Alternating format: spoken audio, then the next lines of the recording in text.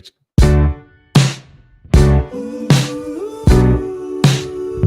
It's a Bitcoin podcast.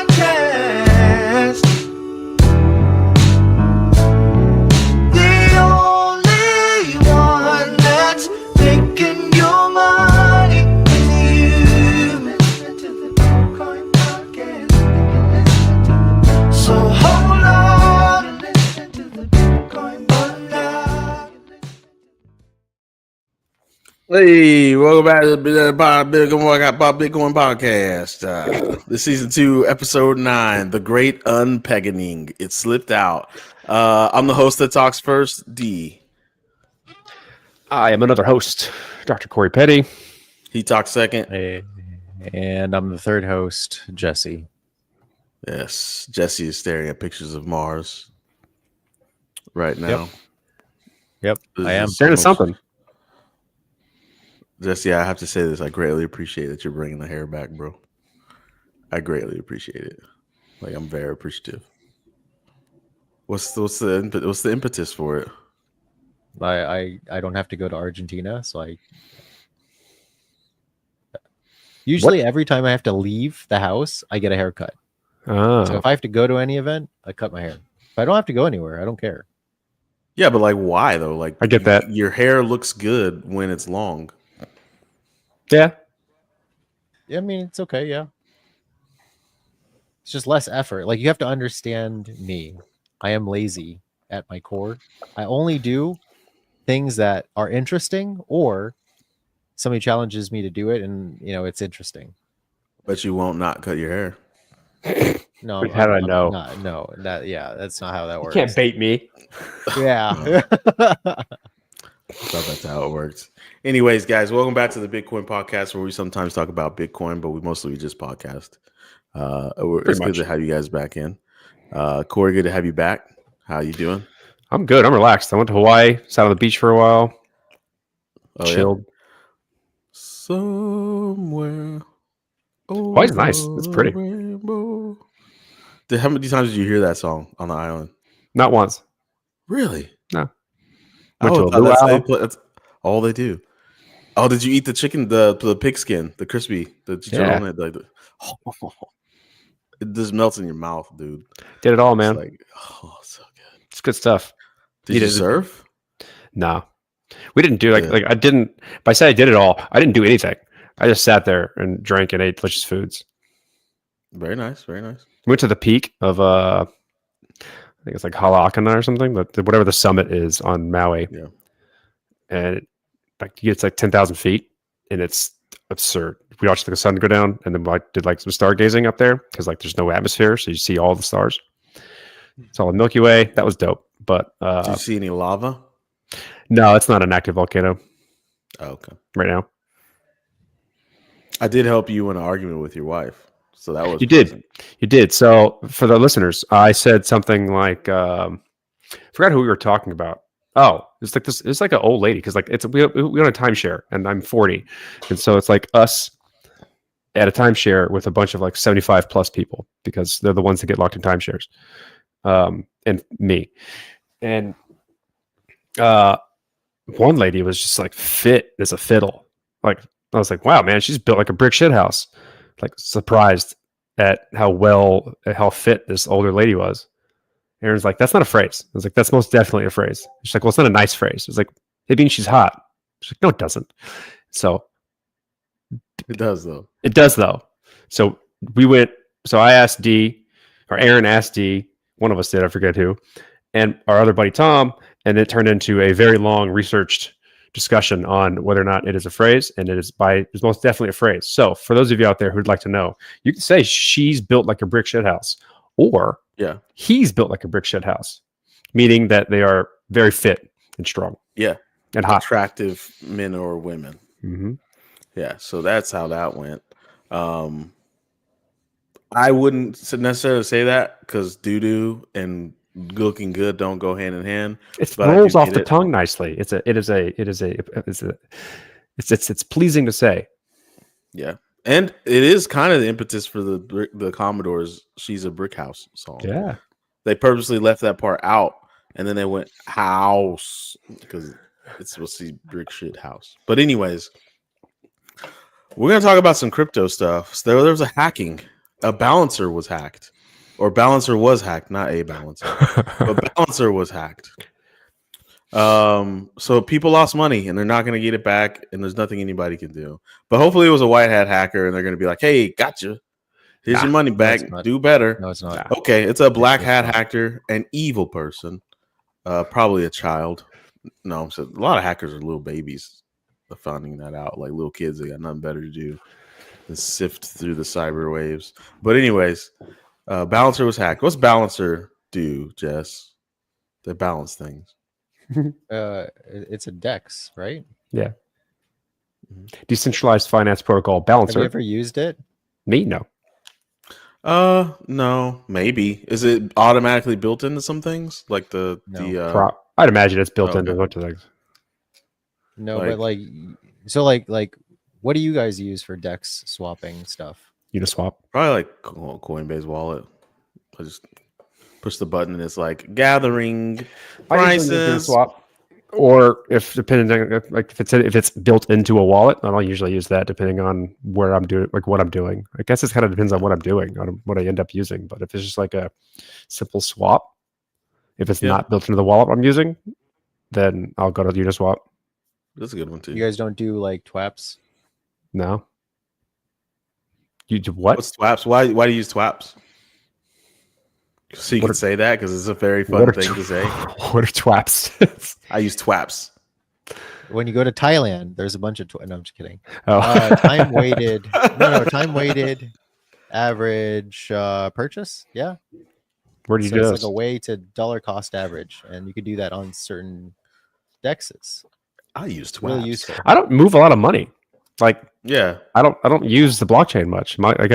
I still practice HODL plus. I'm not doing a bunch of stuff unless I have to. And so most of my moves are usually like slow accumulation. I haven't claimed my chicken eggs in like 6 months. I forgot all about it. I sold all mine. I sold everything. I wanted to sell it all, but nobody wants to buy it all. So I sold it on the cheap. The liquidation event. I think I did. I don't know. Maybe it's still there for sale. I haven't checked. I just put it for sale and for cheap and left. Yeah, I realized this, Corey, after months sometimes like talking to Jesse. Jesse is a very avid blockchainer. He's way more blockchainy than we are. I think he's very active. Like people should just use. He's getting that. Yeah, you need to use the things. I'm more interested in how it works and like thinking about it and building. Like I'm way more interested in like the deeper infrastructure, and like so I never really think or spend time in user space, if you will. Most of the things that I think about building are interesting are like only touched by other developers. But the thing is that the reason why I don't use the things is because this is now my, I don't know, 6th, 7th cycle at this point. It's got to be that, like maybe 5. 6 or 7 is calling it a lot. There's not that many happenings. Maybe 5. Just what we just started the show talking about, like the balancer hack. Like it's just like when I was messing around with Algorand, doing everything right, pushing all the right buttons according to them, and then it's just like, oh, surprise, they didn't build it right, so somebody else took all your money. And I'm like, well, how would I have known that? How would I have known if they built it right or wrong? I'm just a guy trying to do things. Like Algorand. I had quite a bit of Algorand. I was like, yeah, I'm gonna just hold on to this for a while. I'll participate in the votes and the governance and stuff. And then it was like, oh, surprise, you got hacked for participating in the governance like you were supposed to. And I was like, what? Happened. That did happen with my Algorand wallet. Happened. No, it did happen. That is what happened. There was no hack on governance. No. Yes, the governance contract that was signed by people let the hacker know who was using that wallet. There's a wallet bug. I haven't looked that shit up in like 2 years. Tiny Man collapsed, which was the DEX on Algorand. Their wallet, wallet had a bug too. The Algorand wallet. Oh yeah, had a massive bug, and they stored people's passwords in like plain text or something. I remember that. The same thing. And whoever participated in governance, the dude saw it and then went and saw like, oh, there's your password. Cool, I'm taking your money. And I was like, damn, this is the wallet. Like that the foundation. It's the wallet. Foundation was like, this is The wallet you know use. what I think happened? I think they third partied that wallet because I think the foundation didn't really actually do a lot of development except on the core protocol directly. And even the wallet, I think they third partied that to the people who were did. doing like That the was their, Python like, Algorand thing. That was them like going, "Hey, we can build Yeah. that shit. We just told you to use it. All right, we didn't. I didn't make that burger, Algorand, but when I went, it was a shit the tasty bed. burger. Yeah. And I so that's why I remember don't do the You're right. things because, like, I'm not trying to click a click and lose my Yeah, money. I know Like, it works. All my money stays. All my money sticks in things that are safe.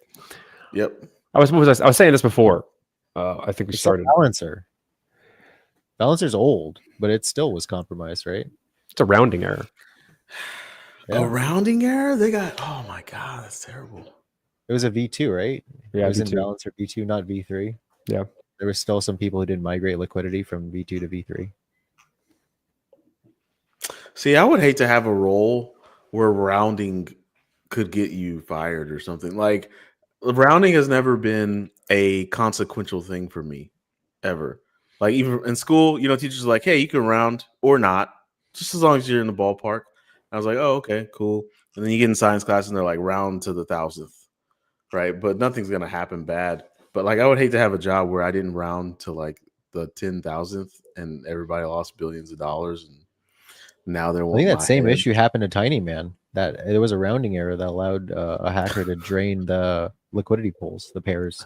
I think the exact same thing happened. Stupid problem to have. Yeah, It's a stupid problem to have. You think maybe that's why banks don't fuck with anything past the penny? They're just like, "Oh, we ain't fucking with that." I mean, Office Space. I don't know. This is the Office Space fucking. We always end up talking about Office Space. We talked about that last week. This is the plot. This is the fucking plot to Office Space. This is what they do. And then they just move the decimal wrong and ended up giving way too much money too fast. This is that's when I'm gonna start telling new people that ask me about crypto.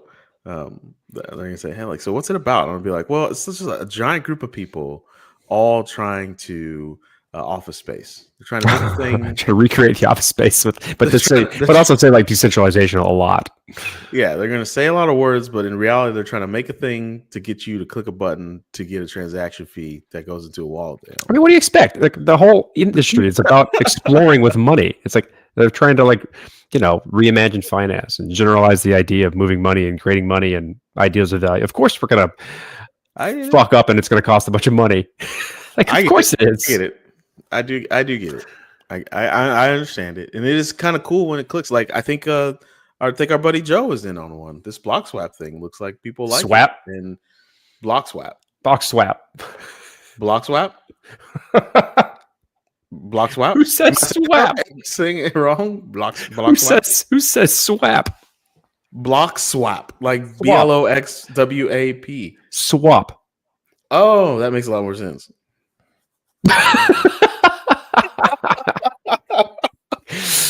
Blocks. I'm sorry. Wet ass pussy. I'm sorry, Joe. I'm so sorry. I thought it was block swap. Oh my god! I told people in real life block swap. Block swap. I'm only calling it that from now on. Block swap. Somebody, hold up, chat. Clip that. Nobody's watching, but chat. Chat, clip that. There are 0 watchers right now.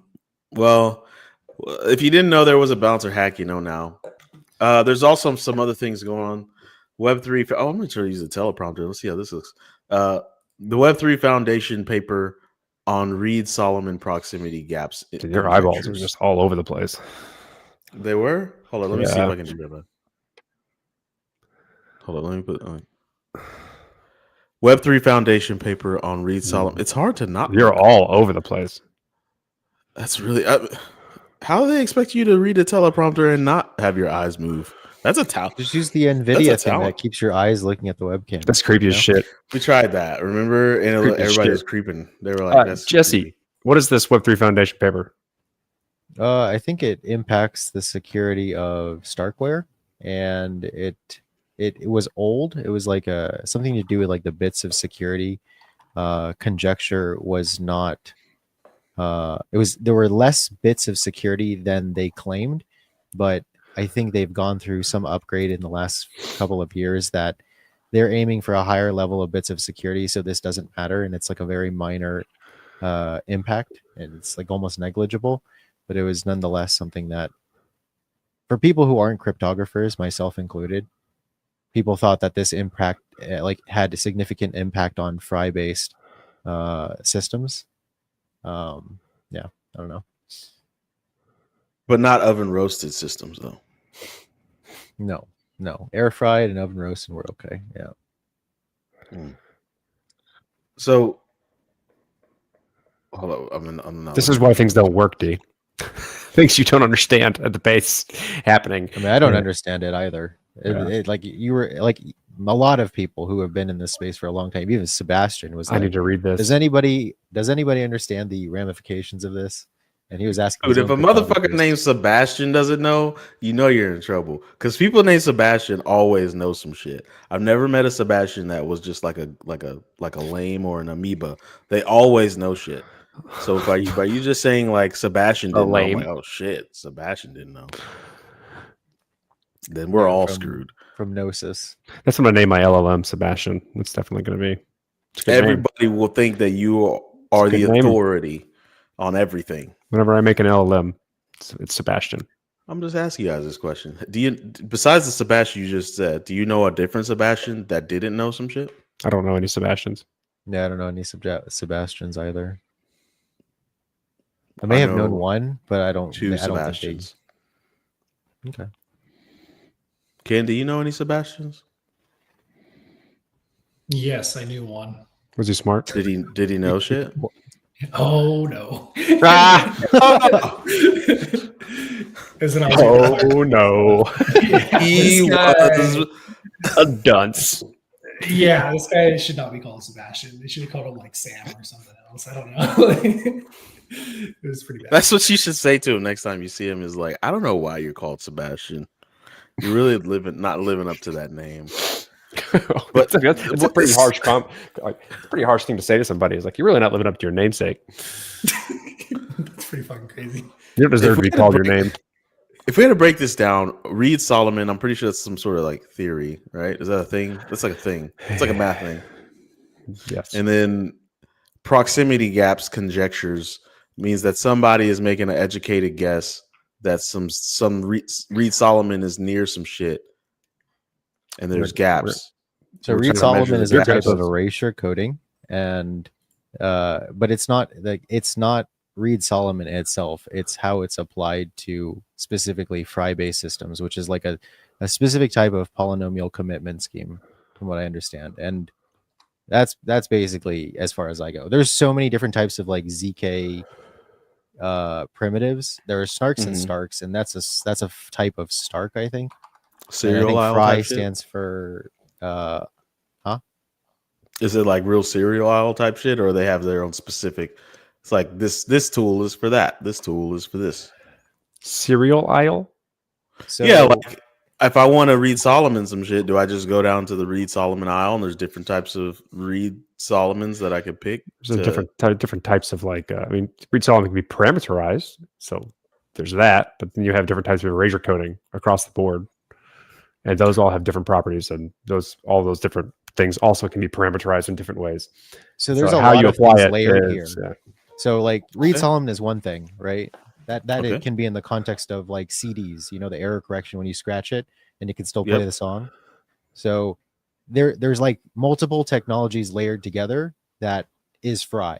So Fry, the acronym, I'm just looking this up, Fast Reed Solomon IOP of Proximity, where IOP stands for Interactive Oracle Proof. So interactivity in the context of ZK-based systems is another complex thing in and of itself. So you have Reed Solomon, you have interactive Oracle stuff, and then there's probably something else here, but like they're each their own specific topic that you could spend probably like a whole year on, if that makes sense.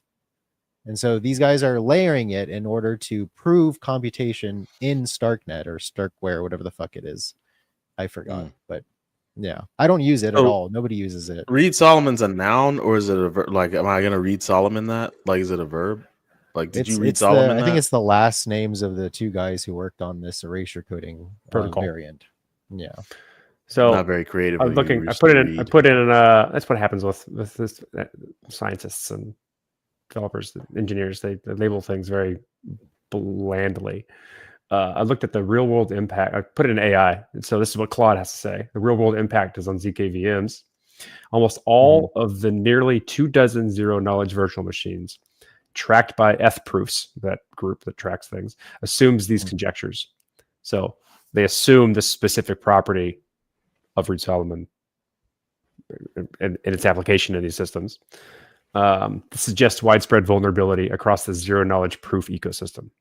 So because everyone has built their systems based on this incorrect assumption, that problem, the fact that it is an incorrect assumption and there's a vulnerability there, is pervasive across all the systems that have made that assumption, basically.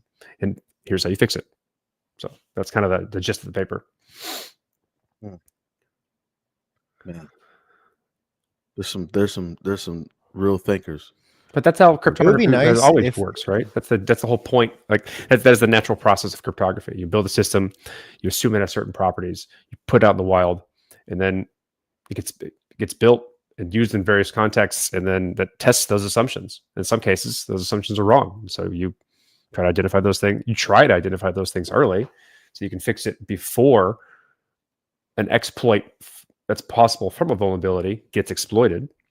But sometimes you can't, and that's kind of the interesting thing about open source code and putting money into systems that are permissionlessly used, and like why Bitcoin is as powerful as it is because it's been battle tested like this for so long. So because it's been the subject of people trying to break it for so long and still holds value, you can have some level of confidence that value is secure, because otherwise someone would have broke it by now.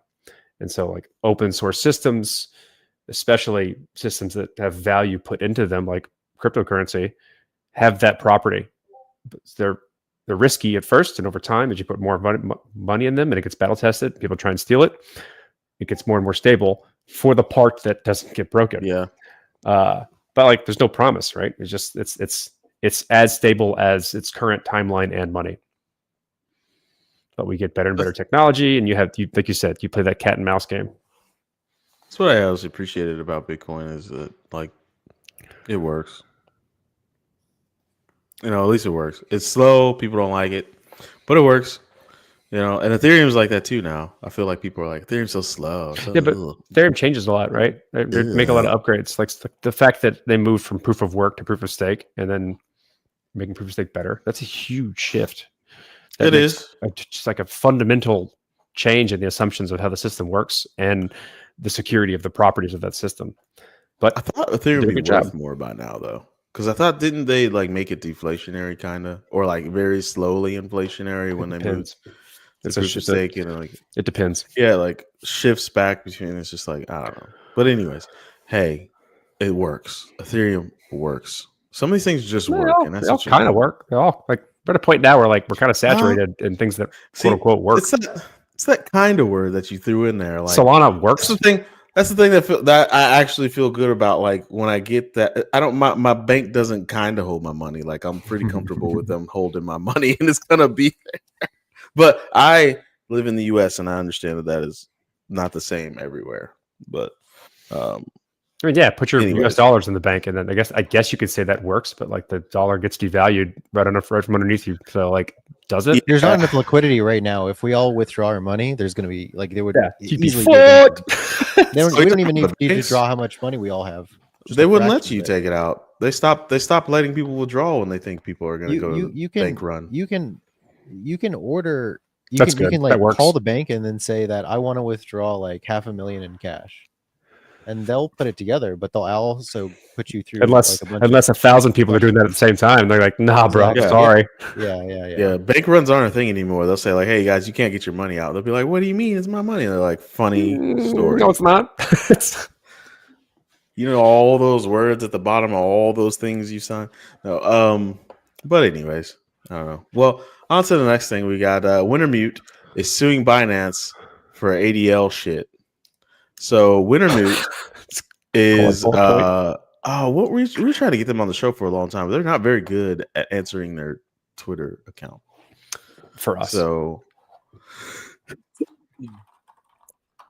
Jesse, I know you wanted to get them on the show for a while because it was, I guess, tangential or A related leading to. algorithmic trading firm. When I was working at IFT on Codex, I was trying to figure out who are good market makers for when we were gonna go into mainnet, and I was trying to figure out the logistics around that.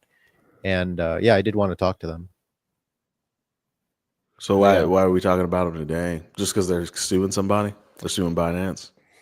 So that's actually a rumor that ended up being not true, but they did get a significant amount of money liquidated. I think it was like 600 million, something maybe like that.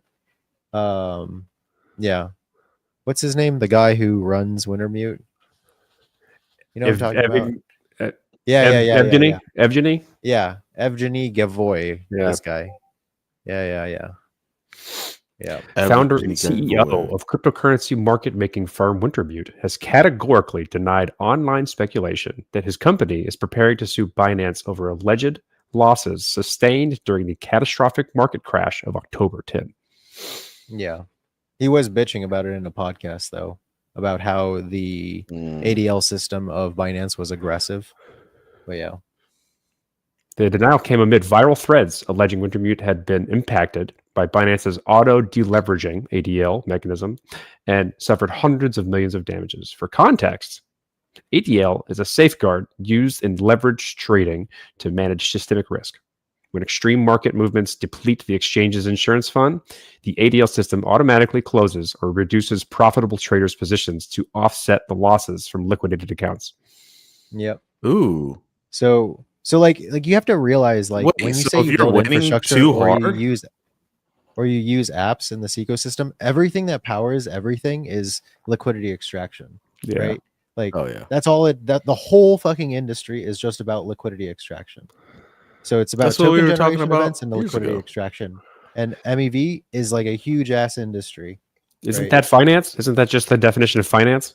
Yes, Yeah, it but is. like what I'm saying is, like, people keep building these Well, infra project or part apps, and at the end of the day, like, these guys pick up all the crumbs and then they essentially trade against you to pull liquidity out of the whole ecosystem, right? That literally is all we're doing. And when you buy a token, you either lose it, you lose access to it, it gets hacked, you spend it, like, it just dries up liquidity in the system. And as long as there's new demand, everything number go up. But at the end of the day, you need MEV to make all of this financially lucrative, to keep our attention focused on it. You think? How long does the 100%. experiment? How long does the experiment happen? For non-Bitcoin stuff? Bitcoin stuff is different, probably. In terms, I mean, it's not probably, it's different for sure. It's a lot of proof of work games, but in proof of stake, How long does the experiment happen Yes. where we're trying to use this technology for things other than financial stuff, right? Because it seems tough if you that's what build I this care really- about. I know, but you're building this really, really cool thing, right? But now you got to also think about this financial game that you have to play to build the Yeah. cool thing that does the cool Yeah. thing. And it's Yeah. strange because there's not a lot of people that are going to be in that game. What I mean by that is like, I have a buddy now who is really into tennis shoes. I've never worked with, I have a colleague, he's really into tennis shoes. I've never worked this closely with somebody who's way into shoes. And I'm just like, yeah, but like, that's a small group of people on the planet that are in shoes. Sneakerheads? Only y'all. No, it's pretty Yes, big. It's pretty big. No, Pretty big. I know it's big. It's big in relation. Yeah, to but not other like big. groups. But like, it's only sneakerheads that are paying that much for sneakers. Like, if this dude, she's like, hey man, here's this pair of Jordans. This is the retro 7s. I'll be like, I'll give you $150. He'd be like, what? These are $700 shoes. I was like, not for me. I'm gonna put them on my feet and walk around, and that looks like $150 shoe. How big is big enough, right? Because everything is relative. So like, how big is big enough? How many users or how many people in the market have to be in there to cross that threshold of, that's a pretty big market for you? There's a really good analogy. That's actually a for, like, great question. for like dick size in this question. Like, how big is big enough? Yeah. I think there's this interesting plot that I saw one time, and it's that parabola, right? And it's like, I think it's size is the x-axis and skill is the y-axis. And when you ask the question, what's good enough or big enough, it's a combination of size and skill. If you have a really small dick, you need a lot of skill. Mhm. There's this valley below where it's perfect. You don't require any skill at all. It just fits. It works well. And if you're really big, it goes back up. You need a lot of skill. Otherwise, you start hurting things. It's similar to that, I think, for like community. Things get unwieldy as a community gets too big and the value gets too big. It gets complex. It gets hard to control. It gets out of hand. Breaks up. You have problems. Like, assholes come into play, right? Trap shit. But if it's too small, like This conversation you have to be really serious. It has to be very. There has to be a lot of passion involved with a small community. Otherwise, it didn't hold together. And So in your analogy, nice middle. cypherpunks have small dicks on that parabola. Relatively speaking, probably, but they're real skillful. Where he drops some heat. It's like, well, my thing is like, this is what I'm saying, Jesse. Is like, that is a fun game to the people that have fun with it. Like, I know there's a lot of people going to shoe conferences and trading shoes and getting their content. And did you see what happened? Laser Bombs traded a Retro 6 with Jodamai 7, and they're like, what? Like what? Like, Those are words you making those up. You're doing a good job of like making up words. I think those might be real words. Jodamai 7 and Laser Bomb are out here trading shoes, and nobody really cares but them and the other people that are in the shoes. So it sucks for someone like you trying to build a real thing, but then you've also now got to play this game with people that don't care about your real thing at all, but they just want to like suck liquidity out of what this real thing can possibly generate. They're over here just like, oh, look, here's another thing to get some liquidity. Let's just suck the liquidity out. Oh, so now my thing doesn't work anymore. Welcome to finance. I had to play this little game over here with people that I really didn't care to play. Like, it's like, here's my project, but I have to now make some Jordans too. And I mean, that's yeah. ultimately- Here's my podcast, but I guess I still have to fucking do clickbait. Like, yeah, like it's just, to me, it seems tough. That's tough to do things other than finance and crypto. That's all. I mean, it's a huge part of it, right? That is the reason why you use crypto as part of the solution to a problem. Like, for instance, in storage, BitTorrent works just fine, right? You can pirate movies, music, books all for day. file sharing. Yeah, exactly. Now, when you want to store things, you got to pay people because not everybody's altruistic enough to keep seeding the latest Superman movie or whatever, right? Mhm. So you need money, right? You need money to exchange hands. You got to make Same somebody thing care. like, you know, If they don't care about the data, yeah. you got to make them care some other way, and it's money. Exactly. So it can be whatever. It doesn't have to be storage, right? That's just something that I'm working on. So it's, Hey, something if you're going to ask someone to provide a service that they don't want to do, you got to Yeah. pay them. yeah. Like Bitcoin. It's not like you have an ASIC running. You would only do it if you're going to get a block reward, right? Or the chance of getting a block reward. Yeah, Nobody's and gonna do I it guess for that's free. the other game that's tough because Mm-hmm. providing a service that you don't want to provide, the money has to be there. It has to. Right, It has to like- work. Like it has to be. Yeah, It has to be a good economy, right? Like a stable economy, such that rational actors can play. mm-hmm. Yeah. That's And for complex. blockchain systems, because of the way they're built, we've decided to shoot ourselves in the foot even further and include all the rational actors that can possibly play too. So it has to be Great, yeah. stable with respect to those. We had a question from the audience. Psych, this is from Ken. I copied and pasted. Wonder what the organic crypto holder count is compared to sneakerheads. That's actually a good question. There's probably more Now? sneakerheads than No, crypto holders. no. Now, no. There's a lot of people who use crypto every day, dude. A lot Oh, okay. globally. But how do you? Would you ever know the number? That's what sucks. Is you can never know. But you can't. You don't know how many people. You know have a a bank account. you know, reasonable good proxy. Just look at the number of accounts on each blockchain. Now, that's going to be an overestimate for in some cases a really significant one because Yeah. an address doesn't equal a person. You can do Yeah. forensics on that based on how the blockchain does transactions and do entity analysis to cluster some of that thing. Still going to be an approximation, an overestimation. Yeah. But like You know who knows? even Coinbase. the most conservative ones are Go going ahead, Coinbase. to be far beyond sneakerheads. Yeah, but even Coinbase, like, even in real finance, like real money, not real money. I'm sorry, that was offensive to me myself. I just myself. Even in traditional finance, I can have several bank accounts, and I can have several bank accounts in the same bank, right? So it's really hard to get to the real. So number 108 of people. million. Coinbase has 108 million verified users.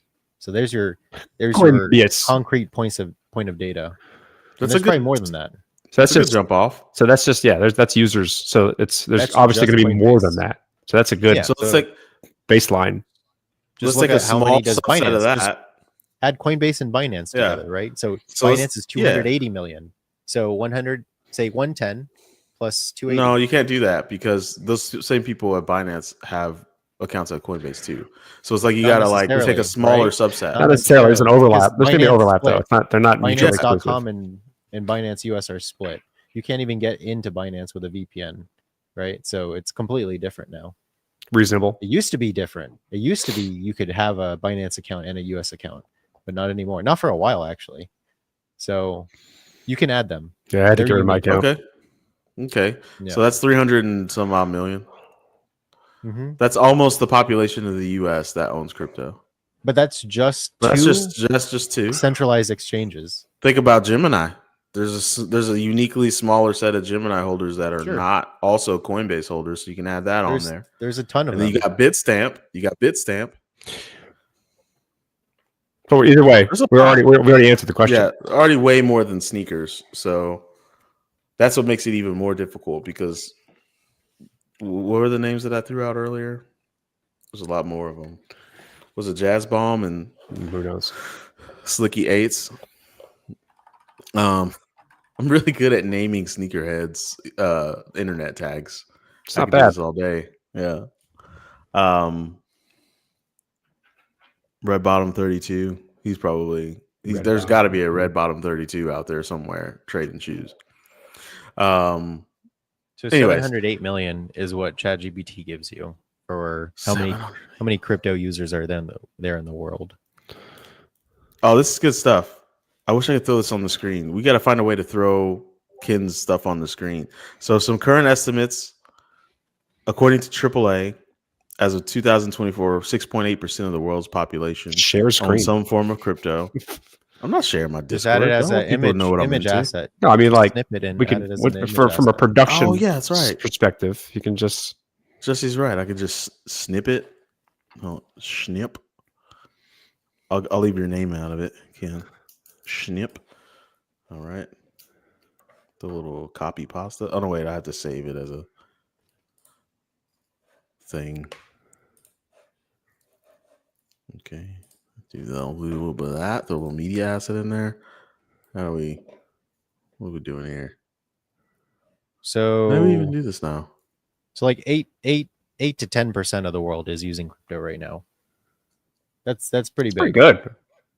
And our original tagline of the show is adoption only that matters. That's a pretty good adoption for a technology that just like kind of came out of nowhere over the course of 12 years, whatever it's been.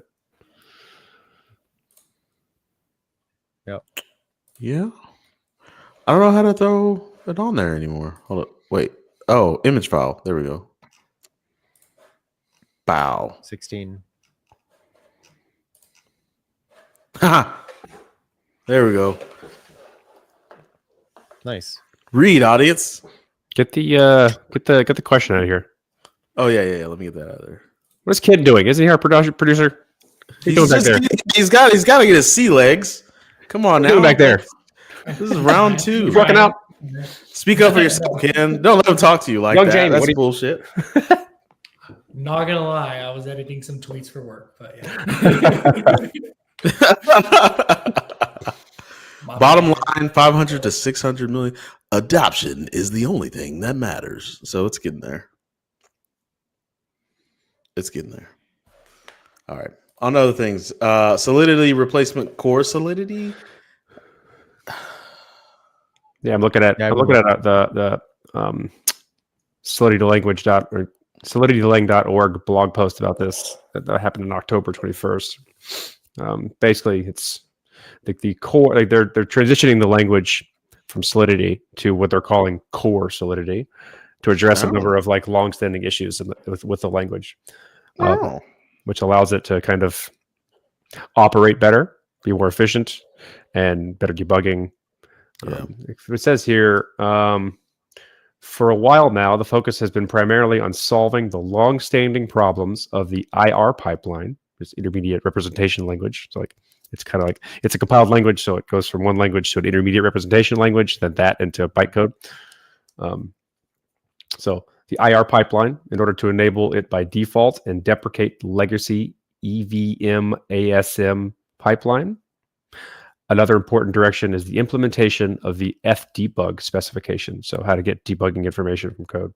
Finally, some effort is always needed to support changes to the underlying platform. So basically just repositioning the language and making some breaking changes to it. So when you make such large breaking changes that then position it to be more suitable for the future, you kind of have to do something like this. And then inevitably, whenever you make something, if you're going to choose one breaking change, what ends up happening is all right, so we're making this breaking change. That's a lot of effort to coordinate and do and make sure you get done correctly. What else can we shove in here? Since we're doing it, we don't want to do it. We don't want to keep making breaking changes like this. So if you're going to do it, you just make all the changes at once. So you only have to go through the labor of managing the breaking change effectively once.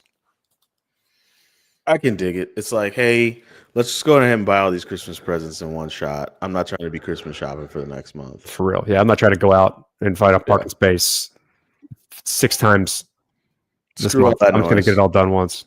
We're going to the mall. We're going to get everybody's gifts. It's going to take one day, and I'm done. I'm not. And then the next day, you're wrapping it, and I'm going to watch. Watch? No, my wife loves wrapping presents, so I don't have to wrap them anymore. It's great. She loves it? She loves it. She's like, oh, it's so great. I'll get the wrapping paper. Oh, I'm gonna put a bun. I'm gonna put a little bow on it. I'm like, all right, do your thing. Put some glitter on. I don't give a shit. As long as I don't have to wrap these damn gifts. Look at you. Yeah.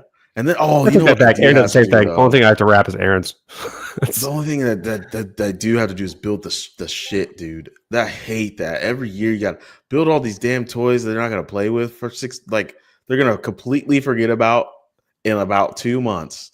But you got to sit there for hours, batteries, screws, snaps, building all these damn toys. I like that. I enjoy putting together toys. I like that part. That's fun. I like it when I did. It's not fun. Well, the thing that makes it suck is because you just stayed up till 3 a.m. playing Santa Claus, and then so you get up at 4 hours later, and then we just told that kid to hurry up. It's us, son. Sorry. Oh, okay. I'm just kidding. We didn't do that. That's mean. Sorry, guys. That got deep, and I can take this off the screen. Actually, we're not even talking about that anymore. So, anyways, now we're gonna move on. So, Ripple. I don't know why they're still around. Yes, I do. Ripple raised $500 million at a $20 billion valuation. I don't know how that makes sense because they claim they're a blockchain. No, 40. I adjusted it. I put a 2 and it's actually a 4. Oh, I was looking in the notes here. I'm sorry. 40 billion valuation. So Ripple Labs got that money, not Ripple the blockchain, but somehow that someone's going to transfer to all these XRP holders, maybe. I mean, I guess I have to figure out how Ripple works. I've avoided it for 12 years. They just do a great job of sticking around. Probably because they're lobbying and going after bankers and trying to work with the actual banking industry. And because of that, they get this stamp of legitimacy from the banking industry and people who think that that's an official approval, something official. I mean, didn't Avalanche try to Avalanche, Algorand? There's a bunch of Altel ones that try to go that route, but they all kind of whatever Ripple has. Ripple's the first. Weird. A lot of money. That's what it has. That's a shitload Ripple of money. Started it. Yeah. Is it? Yeah, they're one of the earlier projects that was separated from Bitcoin, and from the start, because they're one of the earlier projects during the mass adoption of crypto, and people basically all early projects were successful. They were very successful. They got a lot of money. They were not decentralized in any way, shape, or form, so they kept all that money, and they used it for lobbying purposes to try and pay for legitimacy, in my opinion. And it's worked because every time you talk, I'd say about 80% of my GPP questionnaires, when people ask me about investing, they immediately ask about Ripple XRP. Does it sound like this? Hey, what do you think about XRP? Yeah, that's exactly the way it sounds. I've heard that phrase in that intonation 100,000 times. It's like it's garbage, but it sticks around. I just bought like $10,000 worth of XRP, Yeah, and I'm how do you trying to feel validate about- it was a good purchase. It's Please like, tell me I did a good job. XRP? My answer is it's fucking garbage, but it sticks around somehow or another. Let me know how it works if you like. I didn't dig into it because I didn't give a I shit. remember at many a conference. ago. I was at a conference with like the CTO. I was like at a bar. This is when I worked for Booz Allen Hamilton, I think. Schmooze Island. Maybe Novett. I forget which company I was at when I was doing this, but we were at a conference. Might have been Consensus, I think. It was one of those like swanky after conference rooftop bar crypto things that I don't know if they still happen, but it used to be the hallmark of a crypto conference. And I was sitting at the bar next to the CTO of Ripple, and we got into like an argument on like how it works or like why like whether or not it's a blockchain. And he tried to like convince me through some odd cryptographic argument on why it was considered a decentralized ledger or DLT. And I was like, you're fucking dumb. it's just not wholesale not being convinced from a technical perspective of like. So I got 3 strong bullet points here. I could throw them up, but I'm not going to. It has it's maintained by independent validators, not miners. This consensus mechanism uses a unique node list, a UNL, and the Ripple protocol consensus algorithm, the RPCA, Ripple protocol consensus algorithm, rather than proof of work or proof of stake. Validators agree on which transactions are legitimate every 3 to 5 seconds. It's more akin to PBFT or like Raft, like the traditional Byzantine fault tolerant protocols. Doesn't it like the whole key of it is like transactions quickly propagate or ripple through the network, and like it doesn't take that many nodes because they're all unique to come to an agreement that a transaction is a real transaction. Yeah, it's closer to a distributed protocol than it is like a permissionless blockchain. Yeah. Which so like it's closer to like distributed file storage than decentralized file storage. But Google does that all the time. Like all scalable systems do distributed systems engineering, but they're not. I wish we did have like a large live audience so they could clip me making that. Hey, what do you think about XRP? For real. That's the face they all make. Well, yeah, Ripple Labs raised a bunch of money. It's not going to go to you XRP holders, so don't hold your breath, but we know you're holding your breath. You're going to keep buying that legitimacy. So it might go up because the government's going to say something about it, and people are stupid. Yeah, same cycles every 4 years. Watch the governments.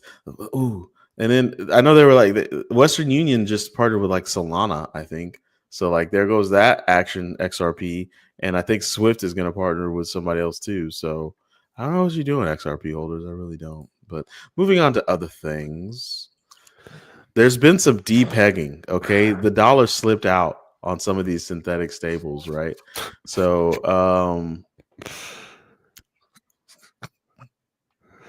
nice. Well played. I'm never gonna be a professional when I do this podcast. It's just too fun. Oh, shit out of me. Somebody came in my office. This scared the shit out of me. Sorry, so a synthetic stable is like I don't even know. So there's pegged stables, which are pegged to like some sort of fiat currency, 1-to-1. Synthetic stables are more like DAI, where there's like all kinds of financial shenanigans that keep the thing at $1 price. There's buckets of things, like buckets of crypto and other stables that allow them to quickly swap in and out of keeping their price at $1. That's how I think it goes. It's like one big Indiana Jones game where it's trying to put how much sand in the bag to keep their price at $1. Well, they depeg every now and again when the liquidity starts to move in too hard. And I guess some don't we have an image Don't. Yeah, we have an image here. Delta neutral synthetic stable Okay. USDX. I was concerned with your pulling up an image, carrying this analogy forward for a hot second. Negative 60%. Hold on, let me see. I'm going to throw a snippet in there real quick, so that way we can know what we're talking about here. And this is DGen news, right? So this for all you DGens out there. Only took you 50 minutes to get to it. Yeah, I'm not very good at this. We'll get good at podcasting one day, maybe. There it is. Bow. Yeah, that's You should probably like prepare. that's you know? what you don't want to happen in Yeah. a stable So coin. take a sweet look at that picture, audience. That's what getting depegged feels like. So you can see, like, Is that like after pegging? yeah, this is the after peg effect, right? So like you can see it's clearly getting pegged right here. What a shitty situation. And this line from 3 to 6, there's some good solid pegging going on right there. But then at 6.5 to 7 here, I'm saying this like they can see my mouse. They can't see my mouse, but I'm at least talking out between 6 and 7, which I'm guessing this is days. I don't know what's on this x-axis here, but there's obviously some. If you have $1 of USDX, you now have 51 cents. Yeah, I mean that's one way of putting it. Shit all over the floor. Yeah. Ooh, that sucks. Now I thought about it. I would shit on the floor if I like webcam froze. lost. By the way, Yeah, it did. Who's Yours? Oh, what? No way. Hold on. Let me turn back on again. Uh-oh. Now you're black. Oh, jeez. Hold on, let me try this. How does that even happen? You know, you pay all this money for this good tech. You pay all this money for this good tech. And it's just like, here, I'm just going to mute and talk in the background. Pay all this money for this good tech, and it just does whatever it wants to do. Anyways. So my face isn't there anymore, so we can just chat about it. But basically, this sucks for traders, and it sucks for people who trade. So if you had a whole bunch of USDX and you were like, I can't wait till the market goes down, baby. I'm going to buy some of this stuff over here, baby, with my dollars, my USDX dollars that are pegged to USD. Oh, no, you don't have that much money anymore.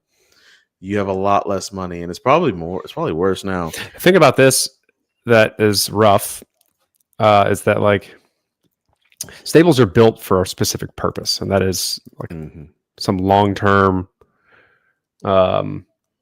understanding, confidence that where you park value will stay at that value.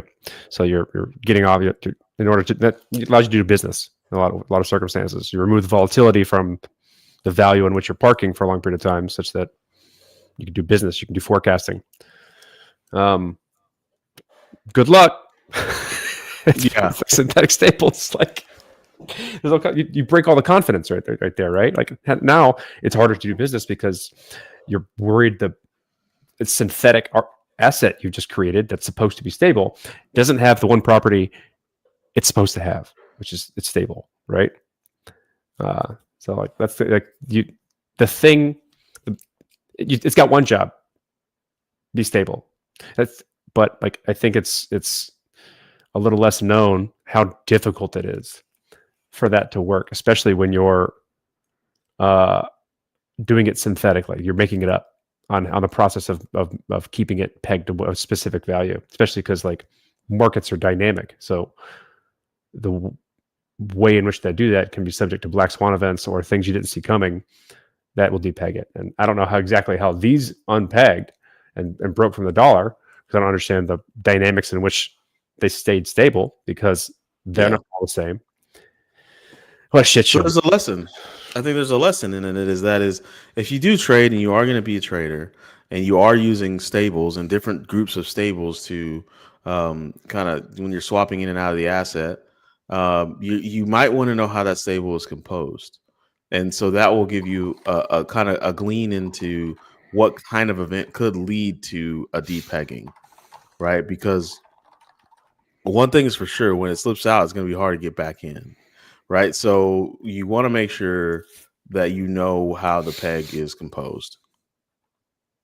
Yep. That's So the moral just of stick the to like story. one-to-one redeemable stable coins like USDC and USDT, because the only thing that they Yeah. can do is clawbacks, and those would severely ruin trust that people have in using those stable coins if pretty they good. were ever to do that for anything other than a hack. So Dies. I say dies pretty good. Dies decent. yeah, but it's It composed wasn't of for a while because it had a whole bunch USDC. of yeah. yeah. But USDC aren't stable like the biggest stables like Tether and USDC. They're buying the US Treasuries, right? They're the ones buying up all those. Tether treasuries. is Yeah. So Tether is like 17th or something like that. So if you have faith in the U.S. government, which has been closed for going on 45 days, you know, then you know USDC is probably pretty good for you. But anyways, Wrap we have it. any more topic? Yeah, we have more topics to talk about, There's guys. last one. The Samurai wallet developer Samurai. got sentenced to 5 years of Ooh. prison time, as well as a 250. Yikes. Was it 250K fine? Yeah. So 5 years and $250,000. I'll have to look into the details of that one. I remember Samurai. I need to be updated on Well, the he ended the up evidence there. actually admitting to money laundering, so I don't feel too bad. So what does it say about no, the that's actual? no, it's not. He That's not only it? admitted because I think it was like a lesser amount of time or something like that. Like that he didn't do anything wrong. He Well, just plea made a deal. wallet. Yeah, it was just like a plea deal bullshit thing. So I need to look into that so I can speak a little more to it than just Well, ruminate. what- But like, there's definitely a regulatory assault on privacy, and that will probably always be. Well, we would save that for another podcast, I'd say, because like Yep. that's a deep subject that's near and dear to me, and it's a hard balance to make. And I think like my general thesis is that it's like the regulatory industry is leveraging privacy as like the people who use private services is a indication of intent for crime, right? Mhm. That's like the justification for why someone would use a private service. It is intention of crime. And the argument there is that all criminals will make an effort to obfuscate their funds. They will use private services in their intention to crime. But it doesn't work the other way around. Not all people have intent to crime. There are other uses for privacy. And Wait a second, is that how you say that? what? Intent to crime? I don't know. So I just said it. Anyway, like the problem is the privacy industry, like the privacy advocacy, the people who care about privacy and think it's normal, like me, we haven't done a good enough job highlighting all the other use cases for privacy and why it matters enough such that the overwhelming benefit, in my opinion, of privacy, like offering privacy and using privacy services, doesn't shadow the group of people that will forever use private services for the intent with the intention of doing crime. And so like that argument sticks because people don't understand why privacy matters to ordinary people who aren't doing criminal activities. So Do like you intend to crime, sir? Do you intend to crime? Do you intend to crime? No, I don't. All right, you may. I want to talk to you about that in like a full hour conversation. 'Cause that is interesting to me as well. So maybe next time. Well, that's topic of the day. Hey, we could do it. So I'm in the process of writing about that. Next recording, I don't think I'll be in. I won't be home. I'll be away from home. But y'all could do it. You intend to work? Do you intend to crime, sir? Okay. Hey guys, you know the deal. Shout out to Zoe Saldana. I see you in those new commercials, girl. I'm liking it. I'm picking up what you're putting down. Looks like you survived the case, the crypto case. Shout out to Doja Cat for some reason. Her head is really flat. And then, of course, as always, until he comes back around, shout out to Ahmad. We know you're doing your thing out there. We know you're doing your thing. All right. Play the outro.